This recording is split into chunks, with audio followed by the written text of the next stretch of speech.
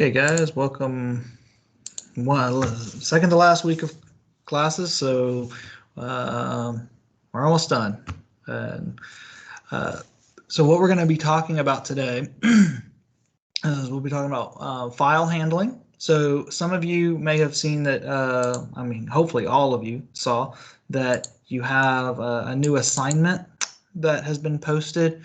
One thing I want to say in regards to that is I meant what I had hoped to do was assign this previously because we had hoped to go over file stuff last week, but due to the holiday, we ended up having to push everything back. So I didn't feel that you guys had enough time to be able to complete this assignment in time for us to grade it before the end of the semester. We would have to have all these grades turned in by a certain day if things hold to how they normally are done. So what I've done instead is this assignment will be due Sunday, January 17th, which is the day before the final exam period begins. I'm fairly certain that because of that due date, I won't be able to give any late submissions to it. So if you don't turn it in by Sunday at midnight, then I won't be able to accept it at all. And what we'll do is that instead of this counting towards your assignment grade, I will use the score on this assignment as part of your final exam grade. So basically, it's kind of part of the final exam. You're getting an advance portion of the final exam in this assignment. Okay. You should also expect that there will be some questions related to this assignment on the final exam. So just like we've been giving quizzes on the assignments after they were due, what we'll do is we will give questions related to this assignment on the exam itself. Okay, so that's a very important assignment. So make sure that you start early on this, get it done quickly. You should be able to do this at the end of, you'll have all the tools that you'll need at the end of the day today to be able to do this assignment. All right. So let's go ahead and get to that file stuff. So let me share the slides here. Where are you? Nope, wrong one. Hold on. That's recursion. That's the second set of slides we're going to go over today. So let me unshare that. Let me share the file stuff instead. Chapter 12. Okay. All right. So this will be a quick set of slides, but it's a very important full topic. It's a very important full topic. So even though it's a short set of slides, don't assume that it's therefore just a small thing. So another thing is this set of slides is actually part of a larger set of slides related to exceptions and stuff like that. So we'll cover this more in depth in 102 when we talk about exception handling. But we do need to at least introduce it because if you just try to use the file class, if you try to use the import the file class and use it in a method without acknowledging the exception situation, then the compiler won't let you do that. So we at least need to talk a little bit about it. So exceptions are nothing new for you guys, really. You just we may not have called them that throughout this semester. Okay, what exceptions are runtime errors. So generally, now what happens is that when a runtime error occurs, Java throws this thing called an exception. So if you've seen whenever we've tried to run when you try to divide something by 0, for example, or when you try to access an array at a larger index than is possible, or at a negative index, or at something that's not an integer. Well, I guess that's not possible. But when you try to do that, what happens is you get this runtime error where the program stops and it gives you this little error report. And what some of you may have noticed is that it would say, arithmetic exception, array index out of bounds exception, something like that. All right, and so that's what an exception is. It's a runtime error. Now, we can prepare for certain exceptions to happen. So we can, and the way we would do that is using this try block. So we try something that may generate an exception, that might generate a runtime error, a divide by zero, array index out of bounds, countless others. Okay, and so if an exception happens, we can catch it. Now, before now, what's happened is we've never caught it. We've never done anything with the exception, so the program just ends and it tells you this is the exception that occurred, right? But we can catch them instead if we say, you know what, if this thing happens, I want to do something with the program. I don't want it to end. I want it to continue. So we can do that through here. Okay. Again, we'll go more in depth into all this in next semester. And then we also introduce next semester, we'll talk about the finally clause as well, where you'll have a try block, something that happens if the exception occurs, and then finally is always executed, right? So this happens, if no exception occurs, we just move on to finally. This happens if an exception occurs, then we do this, and then we end up doing this anyway. This is stuff that's that we want to make sure happens regardless of if an exception occurs or not, regardless of if a runtime error happens. Because remember, one thing that you may have noticed before is that when an exception occurred, when a runtime error was encountered, the program stopped immediately and didn't continue executing later statements. So if we have 3 statements in here, for example, and if the second one created a runtime error, through an exception, then what would happen is that third statement wouldn't get executed at all, right? This finally block gives us the ability to make sure that stuff happens even if an exception occurs. Okay, so that's kind of a brief introduction to exceptions. Again, next semester we'll go more in depth, but one type of thing that can generate exceptions that we know could happen is the file class. Probably most of the time where we understand that this will happen is if we try to access a file that doesn't exist. Okay, so if we try to open a file and the file doesn't exist, that will generate an exception. Okay, all right. Now, the file class is something that we use to be able to write to or read from files.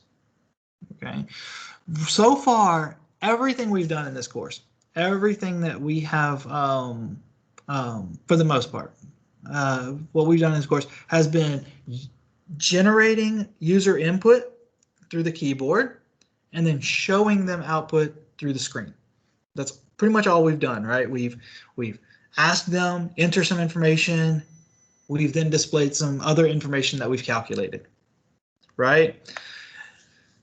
But really, the vast majority of stuff that happens in computer programs isn't about user input and isn't about displaying user output. A lot of it is about stuff that we don't ever see, okay? And one way that we can do that is through files.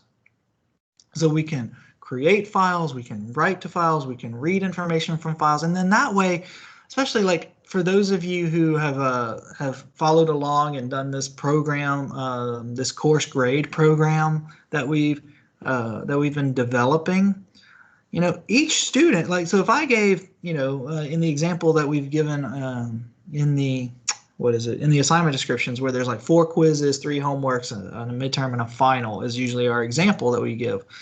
That's what? That's 9. Yeah, that's 9 different grades you have to enter. Well, what if you needed to enter those grades for multiple students, which is what this final assignment is all about? If I need to enter all these grades for lots of students, that can get really time consuming to keep typing, numbers over and over and over again. But if we could store that in a text file, then read all that information from the text file, all right, what happens? that becomes a lot faster. It becomes a lot easier to process large amounts of information all at once without having the user have to type in that information. What if the user types in, 75 when they meant to type in 85 because the 7 and the 8 are next to each other on the keyboard, and they hit enter and they move on, and then they realize that they typed the wrong number. Oh, they can't undo it, can they? It just becomes really a lot of hard work for them, right? And that's not what we want. What we want is for them to be able to store that information in a file, read that information from the file, process it, and see it. And then if they realize that there's something wrong, then what they can do is they can go back to that file, change it there, save that file, and then reprocess the information. Okay. All right. So the file class is what we use. We're going to pass it a string that represents the file name, the path and the file name. Okay. And then once that file object is created, then we can use that file object to access the file itself. Okay, and we can't just pass a string to a scanner object, and you'll see why in just a moment. Okay, when we look at some examples. Okay, so these are some of the file properties and file methods that we can use. Okay, so these are all different file properties and methods for the file class. Okay, I don't expect you to know all of these, but these are useful. Okay, we can look at this example, but we probably won't because I have other examples that I want to do that I feel are more useful and important. Okay, but basically, what we use files for are for, again, getting data and producing data and storing data. Okay. Now, just like the keyboard and the monitor, files can be used the same in a similar way. Right. So you'll notice that the scanner class here shows up again. You may have thought when we first started using scanner that scanner was for getting input from the keyboard. And that is one use of scanner, but that is not the only use of scanner. Scanner, what it is it is a class that its purpose is to scan, as its name implies, is to scan an input stream, what's called an input stream. Okay, so it's basically a stream of ASCII characters. Okay. Now, when we pass to the scanner class, when we pass to its, well, you'll find out next year what we call the constructor. But when you pass to the scanner class, the system.in, what we're saying is, I want you to use the keyboard, whatever the system input stream is. In our case, it's the keyboard. What we're saying is, I want you to use the system input stream, which is the keyboard, for use as a reader, to read characters from. Okay, I can use scanner on other things. I can use scanner, as we'll find out today, on a file, and I'll say I want to use the file as an input stream, and then it'll say whatever's in that file, I'm going to read it in as ASCII characters. We could use scanner on a string, and what we're saying is I want you to use this string as an input stream, and I'm going to read that string in character by character. Okay, so we can use scanner as a way to read in lots of information, not just the keyboard. All right, we'll also introduce today the print writer class. Okay, the print writer, by no means is the only way to write to a file, but it is the one that we're going to introduce to you. Okay, now the print writer, what it's used for is we're going to use it to create a print writer object that will say we want to output this to something. Okay, now all of its methods are going to look very familiar to you, because so far what you've been using is system.out.print and system.out.println. Print writer has those methods too, the print and the println method. The difference is that when we print and println to the print writer object, we'll be using whatever file we pass to it as what we want to print to. Okay, so instead of printing to the monitor, we'll print to some file that we're writing to. Okay. All right, so these are two classes that we will introduce. Well, Scanner, you already know, we'll introduce a new way of accessing Scanner, of using Scanner, and Print Writer, you'll see some examples there. So if you see all the Print Writer methods here, again, print, there's also the print line, there's also the print F that we talked about earlier in the semester. So we can print stuff that will write to that file. We can print line that writes as characters and then a new line, and the print F for formatting purposes. Okay. All right. One thing that we do need to make sure, I need to make sure to say, when you use a file object, okay, you have to close the file. And the reason why you have to close the file is because until it's closed, we can't use it anywhere else. So all of the characters that we write to the file, if we don't close it, then what's going to happen?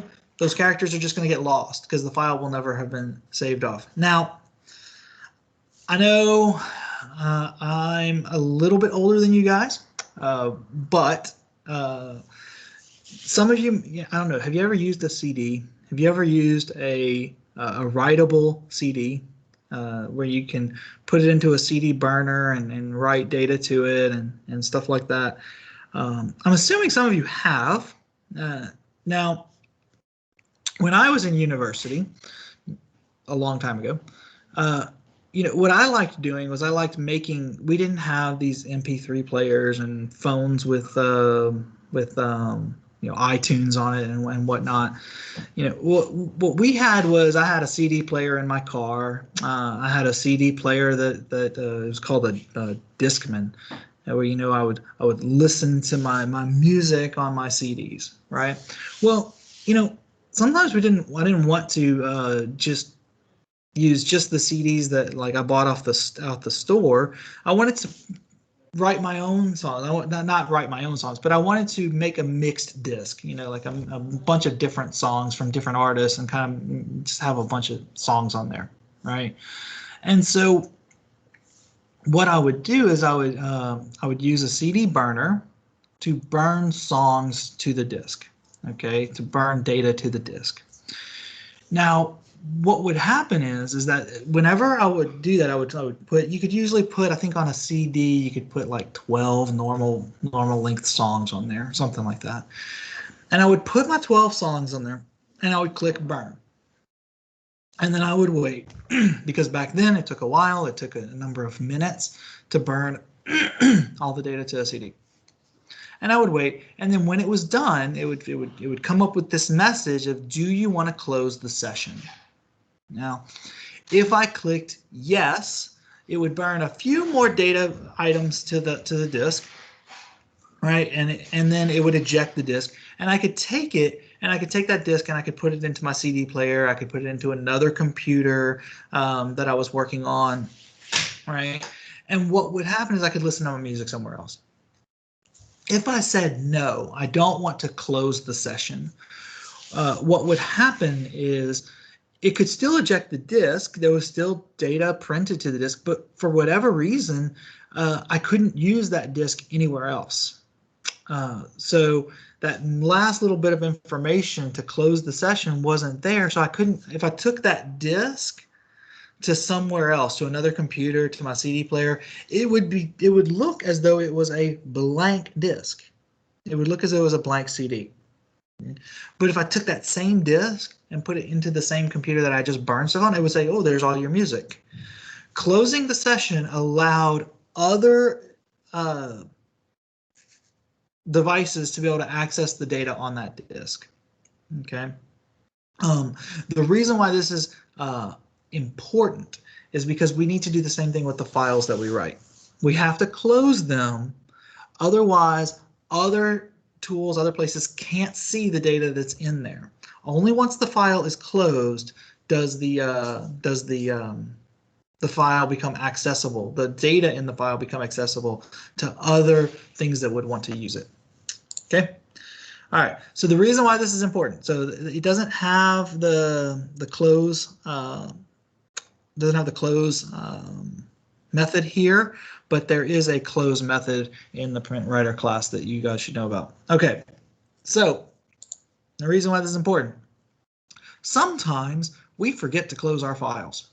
Right? Sometimes we forget to have a line at the end that says file.close. So what we can do is we can use that try thing that I talked about earlier. Try, and we use a file object handler here where we open a file here for writing. All right, and then we use the resources inside of here, and then at the end it automatically closes the file for us. So what that means is that any file that I declare that I create in here, I can't use outside of that block. Remember, resources created, declared inside of a block of any kind cannot be used outside of that block. Okay, so it's a little bit, frustrating. Sometimes you may want to use it outside, but you can't. Right, but this does help with automatically closing that file so that we don't have to remember to do it. Okay. All right. So that's one way that you can do that. Again, reading the data using the scanner. This shouldn't be any new thing for you. You should see the scanner is whatever we're taking our source as. It can be a file object, it could be a string that we're reading data from, it could be system.in, any stream source. Okay, so you can take a source of any kind and it'll just basically read it in character by character as we're doing these things with the has next. You should know all of these methods. None of these should be new. Okay. All right. And then an example we can use. We will talk about this one, the replace text, to be able to find out the file that we're going to take text from. We're going to find an old string, we're going to replace it with some new string, and we're going to write it to the target file. Okay, so we'll look at that example probably during the second hour today. So I won't get into examples here during this first hour. All right. One other place that we can read data from is we might want to read data from a file on an internet location on the web. So you don't have to only read from information that's local on the computer. We can read data from a file that's stored out there somewhere in the cloud, on the internet, some other web server. Okay. The way we would do that is for the scanner, we just use a URL. Right, a URL object where we create a URL object with the location that we want to get our file from, and then we just say open that stream and read from it. So scanner will then go to the URL here and we will read the data that's on that website. Okay, again, scanner in this case, all it is it's reading input from a stream. That's all it's doing. It just so happens that up until today, all you've ever used it for was for getting information from the stream that comes from the keyboard as the user entered information. Okay. All right. So like I said, this is a short set of slides, but it's jam-packed full of lots of new information, lots of new stuff. Okay. So I know it is quite a bit early for our first break, but I don't really want to get too much into the new stuff or examples just yet. So what I'll do is I'll go ahead and give you guys a break now until 10:10. All right, and then we'll come back, and the first thing we'll do after the break is we'll do examples. Okay, we'll do examples of file stuff because there's going to be a lot of that I want to do because I want to show you a lot of the file stuff because again, this is very important stuff about how we're going to change how we get information and how we produce information. See, so far all we've done is keyboard, monitor, and now what we're going to do is we're going to take file to file, okay? And that's not the only way we can do it. We can get information from a file, display it to a user. We can take information from a user, put it in a file. We can take stuff from a file, put it in another file. There's all kinds of ways that we can take information from one source process it, manipulate it, put it into another source. Into a target. Okay, and so we're going to look at all kinds of different ways that we can do that during the second hour. So okay, so let's take a break now. We will have a break until 10. Let's actually take a little bit longer break. Let's do 10:15. Okay, so if you guys have any questions, I'll be here, but at 10:15 we'll start up with our examples. Okay.